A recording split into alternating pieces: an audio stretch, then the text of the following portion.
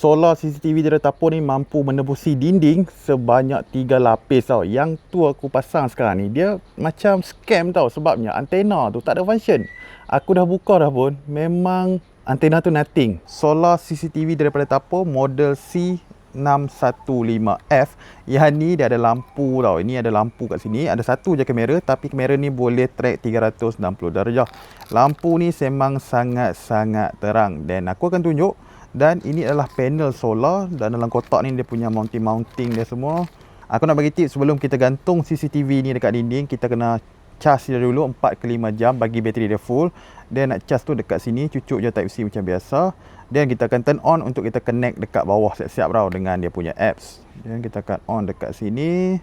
Camera on. Dan kita kena masukkan dia dalam apps Tapo ni. Add device, mudah aja nak buat benda ni. Dan tulis model. Okay, then already okay. Wi-Fi connected. Dan walaupun ada 3 lapisan dinding, tapi still boleh dapat tau.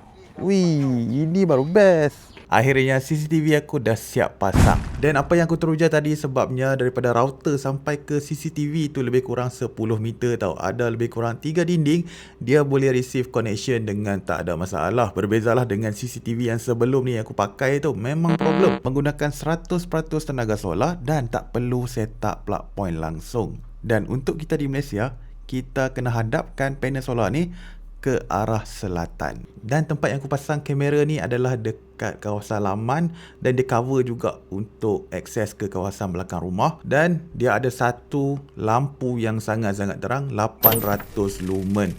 Memang sekali dia flash, sekali dia buka, memang aku nampak lah apa yang terjadi dekat situ tau. Dan ada kamera tracking 360 darjah. Ini audio daripada CCTV Tapo C615F. Clear kan? And sebelum aku lupa, dia punya kualiti rakaman dia adalah 2K resolution. Dan kalau pada waktu malam dia pula, dia ada color night vision. Memang sangat-sangat jelas. Kalau ada lampu sikit tapi dia punya clear tu, aku pun agak terkejut lah bila aku tengok dia punya hasil rakaman dia. Guys, yang tengah cari CCTV tu, boleh pertimbangkan yang ni. Memang boleh pakai sangat-sangat. Apa pun dapat tak dapat, and thanks to Tapo. Ciao geng.